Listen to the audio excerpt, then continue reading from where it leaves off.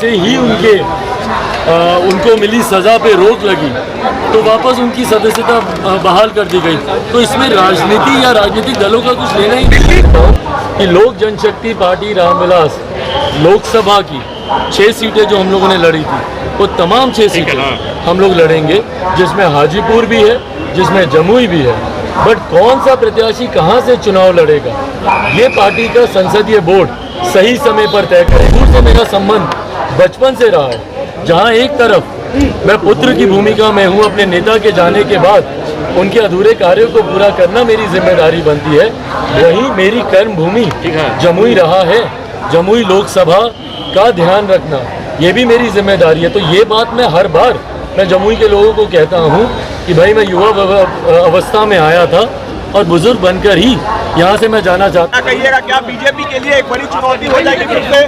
भाई चुनौती नहीं है, और ये भले जितना प्रयास किया जा रहा है इसको राजनीतिक विषय बनाने का, अरे मोबाइल हटाओ नहीं यार, पर राहुल जी की सदस्यता या उनकी सदस्यता का वापस आना ये राजनीतिक विषय कभी रहा ही नहीं है। ये पूर्णतः न्यायिक प्रक्रिया का एक हिस्सा था। जब उनको सजा हुई वो भी न्यायिक प्रक्रिया के आधार पर उनको सजा दी गई। सजा के बाद जो प्रावधान थे उसमें उनकी सदस्यता को जाना था, इसीलिए माननीय स्पीकर के द्वारा उनकी सदस्यता ली गई। पर आज जैसे ही उनको मिली सजा पे रोक लगी तो वापस उनकी सदस्यता बहाल कर दी गई। तो इसमें राजनीति या राजनीतिक दलों का कुछ लेना ही नहीं। दिल्ली सर्विसेज बिल आज राज्यसभा में पेश होना है। आम आदमी पार्टी कह रही है कि फोर्सफुली ये पावर छीना जा रहा है बीजेपी की तरफ से। भाई फोर्सफुली पावर छीना जा रहा है, कौन सी पावर छीनी जा रही है? इसमें बताएं ना कि इसमें दिल्ली की जनता के हित का कौन सा हनन हो रहा है जिसको लेकर मुख्यमंत्री केजरीवाल जी को इतनी चिंता है। भाई ये पूर्णतः उनके द्वारा किए गए भ्रष्टाचारों को कवर अप करने के लिए मुख्यमंत्री परेशान है। जितना ट्रांसफर पोस्टिंग है भैया, जिस तरीके से इसको गोरख धंधा बना दिया गया, किस चीज़ को कवर अप करने के लिए? आपकी ट्रांसफर पोस्टिंग आप इसीलिए कराना चाहते हैं ना ताकि शराब से जुड़ी जो नीतियां हैं उस पर पर्दा डाला जाए। आपने जो अपना शीश महल बनाया हुआ था उसके ऊपर पर्दा डाला जाए। विजिलेंस से जुड़े हुई फाइलें थी यहाँ पे। तो इसमें जितनी फाइलें हैं, उस दिन केंद्रीय गृह मंत्री ने एक एक विषय का जिक्र किया ही कि भाई कौन से विषय हैं जिसके खिलाफ हम लोग ये अध्यादेश लेकर आए और अब बिल हम लोग पारित कर रहे हैं। तो मुख्यमंत्री जी की चिंता अपने व्यक्तिगत स्वार्थ को लेकर है, दिल्ली की जनता का इससे कुछ लेना देना। मणिपुर से में आए हैं, बुजुर्ग होकर जाएंगे, क्या हाजीपुर से चुनाव नहीं लड़ेंगे? आपने क्या संकेत देने की कोशिश की है जमुई में? भाई अगर आप मेरा पूरा स्टेटमेंट अगर आप सुनेंगे तो उसमें मैंने कहने से पहले, ठीक उससे एक लाइन पहले मैंने ये कहा था कि कौन कहाँ से चुनाव लड़ता है नहीं लड़ता है ये समय आने वाला तय करेगा। और समय तय करेगा मतलब गठबंधन के भीतर तय होगा, पार्टी तय करेगी। एक बात तो पूरी तरीके से तय है। अगर आप इसका कोई दूसरा तात्पर्य निकाल रहे हैं तो मैं पुनः इसको ब्लैक एंड व्हाइट लाइनों में मैं बता देता हूँ कि लोक जनशक्ति पार्टी रामविलास लोकसभा की 6 सीटें जो हम लोगों ने लड़ी थी वो तमाम 6 सीटें हम लोग लड़ेंगे, जिसमें हाजीपुर भी है, जिसमें जमुई भी है। बट कौन सा प्रत्याशी कहाँ से चुनाव लड़ेगा ये पार्टी का संसदीय बोर्ड सही समय पर तय करेगा। हाजीपुर से कौन चुनाव लड़ रहा, जमुई से कौन चुनाव लड़ रहा। और जहाँ तक आपने बात की मेरे उस बयान की, भाई हाजीपुर से मेरा पिछले 8-9 सालों से नाता रहा है और जमुई से मेरा पिछले 8-9 सालों से नाता रहा है। हाजीपुर से मेरा संबंध बचपन से रहा है, जहाँ एक तरफ मैं पुत्र की भूमिका में हूँ, अपने नेता के जाने के बाद उनके अधूरे कार्यों को पूरा करना मेरी जिम्मेदारी बनती है, वहीं मेरी कर्म भूमि जमुई रहा है।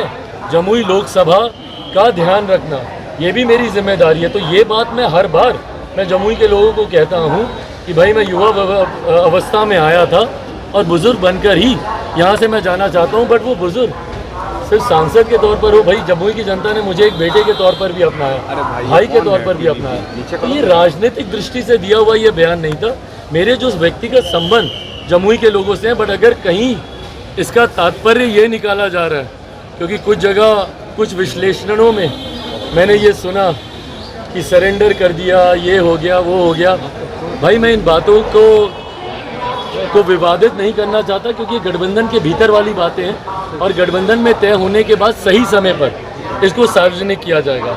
बट हाँ, ये भी उतना ही तय है कि हाजीपुर हो, जमुई हो, ये लोक जनशक्ति पार्टी रामविलास ही यहाँ से चुनाव लड़ेगी। क्या आपकी मदर कंटेस्ट कर सकती है इलेक्शन? क्या आपकी मदर कंटेस्ट कर सकती है हाजीपुर से इलेक्शन? मैं ज़रूर चाहता हूँ कि वो चुनाव लड़े।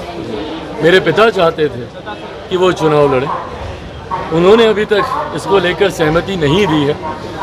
सार्वजनिक जीवन से वो अपने आप को दूर रखती हैं और रखना चाहती हैं, पर ऐसे में उनकी इस भावना का भी हम लोग सम्मान करते हैं। बट मैं पुनः दोहराता हूँ कि कौन कहाँ से चुनाव लड़ेगा ये पार्टी का संसदीय बोर्ड ही तय करेगा। चिराग जी, एक सवाल अहम है, क्या आप समझौता कर लेंगे हाजीपुर सीट से? भास्कर को एक इंटरव्यू दिया, उसने कहा सर ये सवाल जरूरी है। चिराग जी, आप हाजीपुर सीट से समझौता कर सकते हैं क्या? भाई, समझौते की परिस्थिति की चर्चा ही क्यों?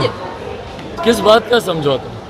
इसी बयान किस बात का समझौता? जैसा मैंने कहा कि ये सब गठबंधन के भीतर होने वाली चर्चाएं हैं और बहुत सहजता से ये तमाम बातों पर चर्चा भी हो जाएगी और निष्कर्ष भी निकल जाएगा। मणिपुर में कुकी पीपल अलायंस ने विड्रॉ कर लिया है। क्या वजह बता दे चिराग पासवान, उसके बाद जो करना है करें। क्या? जमुई त्यागने के पीछे का वजह बता दे, धोखा देने भाई के कौन त्याग रहा है? हम बोल तो रहे हैं कि भाई हमारे पास ही है वो सीटें, हम ही लोग लड़ेंगे। भाई मैं आज की तारीख में जमुई का मैं सांसद हूँ, पर हाजीपुर में भी मेरी भूमिका उतनी ही सक्रिय है कि नहीं है? उतना ही मैं हाजीपुर भी जाता हूँ और उतना ही मैं बिहार के कोने कोने में जाता हूँ। भाई मैं बिहार फर्स्ट, बिहारी फर्स्ट की मैं बात करता हूँ। मैं बिहार के 13 करोड़ लोगों को विकसित राज्य देने की बात करता हूँ। 13 करोड़ लोगों की मैं बात करता हूँ, जात पात धर्म मजहब से उठकर, क्षेत्रों से उठकर। तो ऐसे में हाजीपुर हो, जमुई हो, पूरा प्रदेश, उसके लिए हम लोग बिहार फर्स्ट, बिहारी फर्स्ट का। चिराग जी, एक आखिरी सवाल है, मणिपुर में कुकी पीपल अलायंस ने बीजेपी के साथ विड्रॉ कर लिया है, जो वायलेंस हुआ है, क्या कहिएगा? आप सांसद है, आपकी भी पार्टी वहाँ पे मणिपुर में है, क्या कहिएगा? भाई हम लोग, बहरहाल ये गठबंधन के घटक दल का अपना निर्णय है, जिस तरीके से उन्होंने समर्थन वहाँ से वापस लिया है। बहरहाल मुझे लगता है कल से मणिपुर के विषय पर चर्चा इससे पहले ही हो जाती, अगर विपक्ष अपनी जिद पे नहीं अड़ा रहता और सिर्फ प्रधानमंत्री जी को जवाब देने के लिए बाध्य करने की दृष्टि से वो लोग अविश्वास प्रस्ताव लाने की जिद नहीं करते, तो बहुत पहले चर्चा हो गई होती। इस पे निष्कर्ष भी कुछ ना कुछ निकल के आता, चर्चा से सबको लाभ ही होता।